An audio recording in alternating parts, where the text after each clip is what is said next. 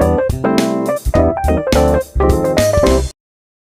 everyone, this is Pete, and welcome back to Atari A to Z Flashback, a series of explorations of the 150 games that make up Atari Flashback Classics for Nintendo Switch. Today's game is Super Breakout for the Atari 2600. This was a 1981 release for the Atari 2600 based on the 1976 arcade game by Ed Rotberg that we've previously seen very early in this series. It was initially released as a Sears exclusive through the Sears Telegames label for their Sears Video Arcade variation of the Atari 2600, but an official Atari version followed in 1982. Now, Super Breakout is distinct from the original Breakout with its different game modes. So it has Double, which has multiple paddles and balls. It has Cavity, which has some extra balls trapped in the wall to begin with that you have to try and release. And it has Progressive mode, where the wall slowly advances down the screen as you're playing. Now, the latter mode is arguably the basis for some later takes on Breakout, such as Taicho's Poochie Carrot, which is one of my favourite games of all time. Anyway, let's go play Super Breakout. Okay, welcome back once again to Atari Flashback Classics, where today we're taking a look at Super Breakout on the 2600, which I think is probably my favourite version of Breakout, for various reasons. The 5200 version is pretty good as well, but I'm not a big fan of the arcade version because of its tiny paddles. But I do like this 2600 version. Let's take a look at the manual. There we are, 9 video games in a multilingual manual. Imagine you're in a one-man space shuttle travelling through the heavens at the speed of light. You and your tiny ship are totally engulfed in darkness, except for the luminance of an occasional passing star. Suddenly, without warning, there's a brilliant flash straight ahead. Flash, even. You check the radar screen. Nothing. Pretty soon there's another flash and another. Next thing you know, the flashes have turned into one gigantic force field of some kind, and it's dead ahead. You check the radar screen again. Still nothing. The colours in this mysterious force field are so bright they're almost blinding, and they seem to be in layers. But the strangest thing is that nothing shows up on the radar screen. What could that mean? Is it possible to travel through this mysterious force field, or will you crash and be destroyed? And what about the layers? If you make it through one, can you make it through the next and the next? It's decision time, and there are only a few seconds to think about it. Turn back, or blast ahead and try to make it through the layers of the brightly coloured force field. It's up to you. Now that, I think, is the most reaching story that we've ever seen in an Atari 2600 manual. Now, that said, that version of the story is actually immortalised on one of those kid stuff records. You may recall we talked about those when we looked at Missile Command a while back. Yeah, there is a kid stuff record about Super Breakout as well that sort of explores that story in far too much detail. So yeah, do try and track that down if you can. I haven't been able to track down a copy of that just yet, but I'm sure it'll be online somewhere. If I do happen to find it when I'm editing this, I will slot it in at some point. Anyway, Super Breakout contains the following game variations: Breakout, Double, Cavity, Progressive, and the children's versions. Each game variation may be played by 1 or 2 players, with the exception of Progressive, which is for 1 player only. The objective in all the games is to keep the ball in play, as you knock out bricks to score the highest amount of points possible, or to score more points than your opponent. Okay, so I mean, you know how to play Breakout. In Double or Cavity, you'd score double or triple the normal amount of points when 2 or 3 balls are in play at the same time. Players have 5 serves or turns in all games. And that's about it, I think. So games 1 and 2 are regular Breakout. Games 3 and 4 are Double. Game 5 is Cavity Breakout. Game 7 is Progressive Breakout, and then 8 and 9 are the children's versions, which are just a slower version of regular Breakout. Right, so let's go play 1 player Breakout. Off we go. So hit the button to serve and use the paddle controls to knock it back.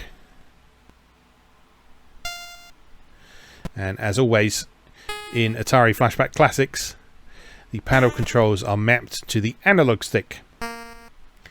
And I've given this tip many times on this series already, but on the off chance that this is the first time you're watching, I will provide it once again. If you find these paddle controls very sensitive and difficult to use, then what I recommend you do is you push straight down to be in the middle, and then just move around the perimeter of the analog stick for precise movement left and right.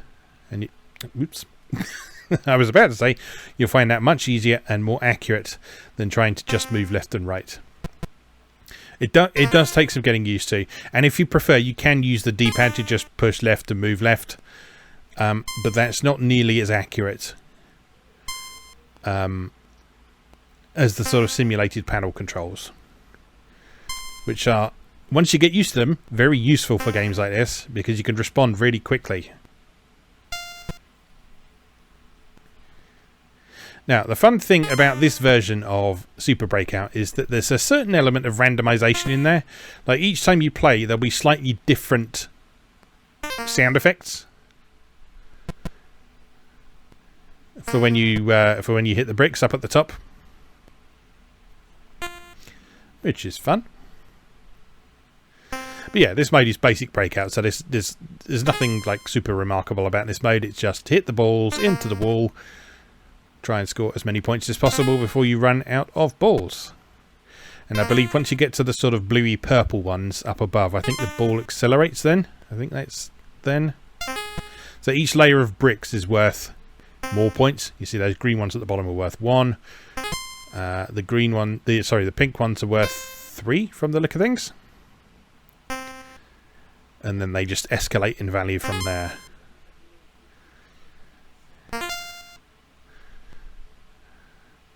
Yeah, there we go. So once you hit those bluey purple ones, the ball doubles in speed and makes your life much more difficult.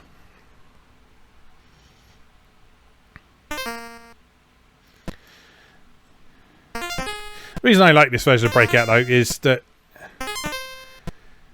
it just feels a bit more manageable than the arcade version, because the arcade version, you have such a tiny paddle, it's so difficult to even hit the ball that it just kind of crosses the line into not being enjoyable for me. So, oops, there we go. Okay, well, not bad. Let's have a go at one player double. So double, same sort of thing, except you have 2 balls and 2 paddles.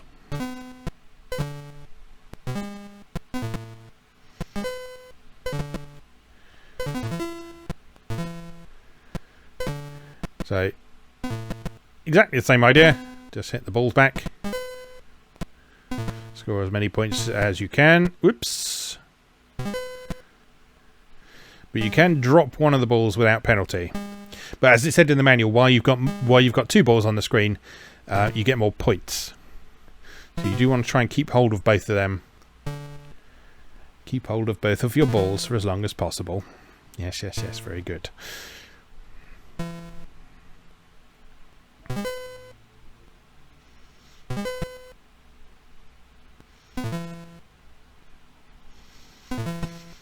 But yeah, you'll see this is probably, when you're dealing with just one ball at once, this is probably slightly easier than standard Breakout.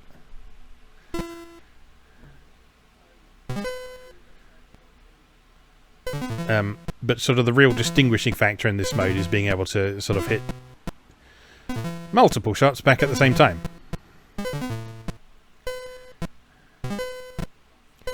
You'll notice the collision detection isn't perfect in this game, particularly when the ball's coming back down the screen. But you soon get used to it.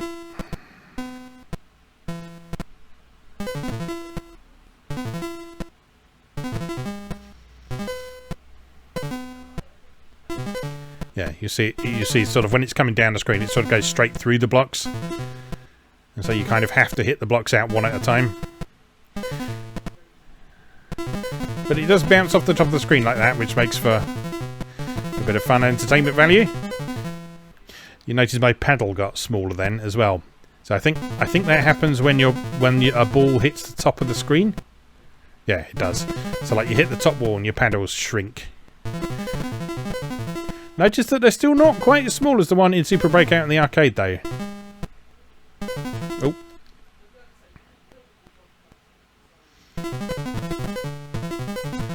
Oh god. This is getting tricky. Don't think I've ever cleared a screen in this, but we're getting pretty damn close here. We're getting pretty close. I'm still not confident it's going to happen though. Oh no. It's all going to be over very soon.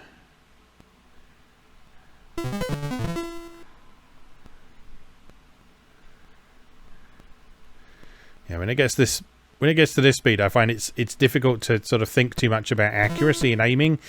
You just sort of need that almost primal instinct to be able to just return it. But that does mean that you end up in situations like this where you're just not hitting anything for ages. Come on. Last shot.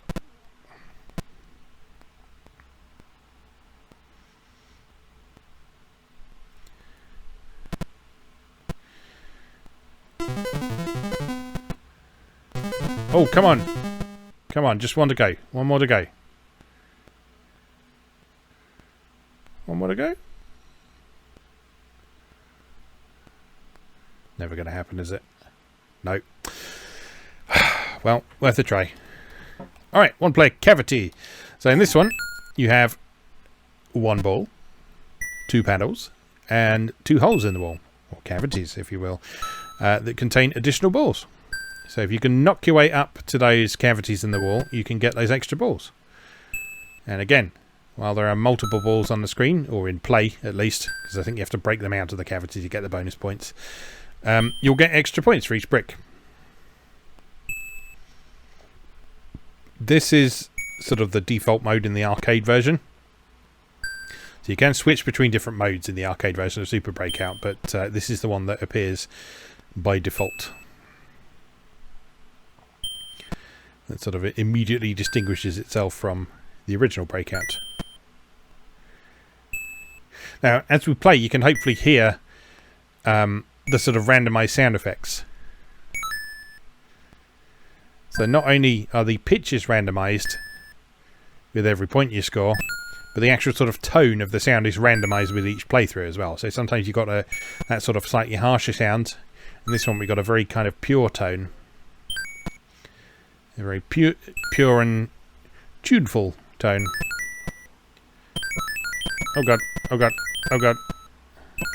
Oh dear. Well, that went poorly. That went even more poorly. Oh dear, I'm so bad at Breakout. I like Breakout, but I'm just terrible at it.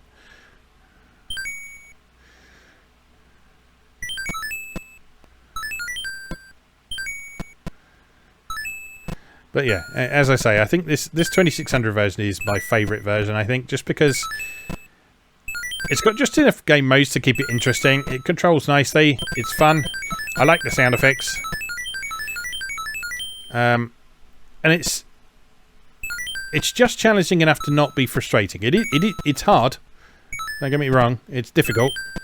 But it's not so hard that it's discouraging and frustrating. Right, on to progressive. So in progressive mode, what we have is the wall at the top will gradually advance down the screen. And so you need to sort of break your way through the different layers as quickly as you can to score as many points and survive as long as possible. So in the intro I mentioned Taito's Poochie Carrot. I don't know if that game specifically drew inspiration from this, but kind of the very idea of that game of sort of smashing gems with a bat and ball and they gradually advance down the screen is basically progressive Breakout. So like I say, I don't know if that was deliberate or not, but certainly if you play Poochie Carrot, then you will definitely find this mode familiar.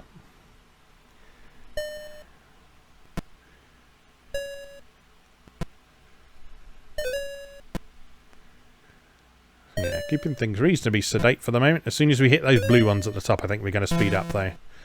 There, we got a nice hole in that layer. Let's try and get through that. There we go. Oh. And he drops it. Like the idiot he is.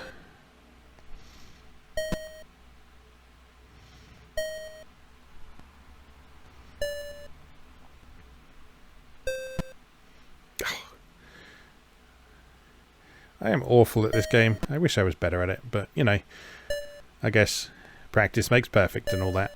Especially with these early games that sort of demand so much precision.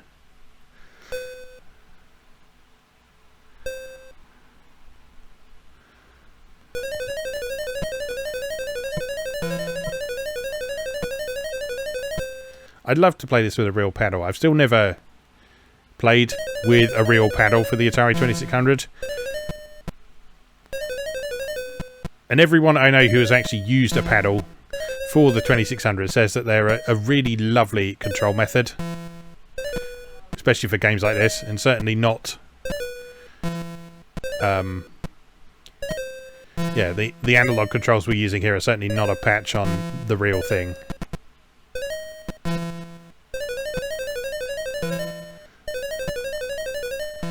Actually, not doing too bad here. The ball is advancing a little too quickly for my liking, though. Oh, it's all over. And then we've just got the children's version, which we'll skip over for now. I'm going to have another go at progressive, though, because I think that is my favourite game mode.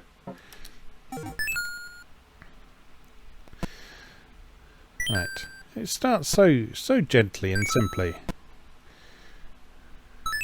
That's what I think I like about this mode, because it's got a nice sense of a difficulty curve happening, which is quite rare in 2600 games. Because usually your average 2600 game is just, it's hard from the beginning, and that's it, and you're just going to have to deal with it. Whereas this one, the way it sort of gradually accelerates, it really feels like there's an actual sort of sense of increasing pace.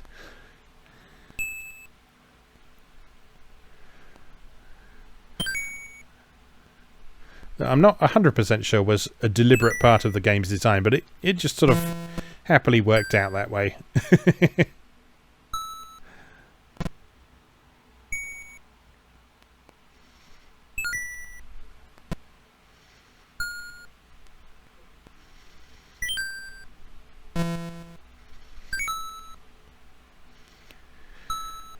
But yeah, next time we'll be looking at Super Breakout on the 5200, which I'm not really familiar with at all, but I think that version also came out on Atari 8-bit. Back in the day, I was certainly very familiar with the concept of Breakout, because a lot of games very much like Breakout came out and also appeared as magazine listings and that sort of thing. But I never actually played the original Breakout back in the day. I played Activision's version of Arkanoid, which I think was quite good, and I've subsequently learned people think it's complete rubbish. But we had the ST version of Arkanoid as well, which I've shown my dreadful lack of skills of in an Atari ST A to Z video. That version was very well received because it was very close to the arcade version, certainly in terms of visual presentation. That was awful. But yeah, the original Breakout I never played. I remember typing in a listing from page 6, a very early issue of page 6, where there was a game that someone rather wittily called Another Brick in the Wall after the Pink Floyd track. But yeah, it was just Breakout written in BASIC.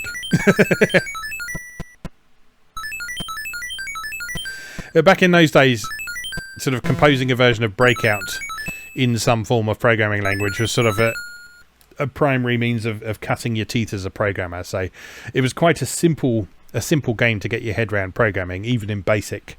And then you could refine it in various ways. You could use sprites, you could use scrolling, you could use sort of display lists for different layers of colour on the screen, different graphics modes and all that sort of thing. So yeah, it's understandable why it was so popular to see so many different versions of Breakout on those 8-bit computers and indeed home consoles. But yeah, this is the Atari 2600 version. As I say, probably my favourite of the commercially released versions of Super Breakout. Certainly a lot more fun than the arcade version, which is just way too hard for incompetent idiots like me. Anyway, let's leave that there for today. As always, thank you very much for watching, and I'll see you again next time.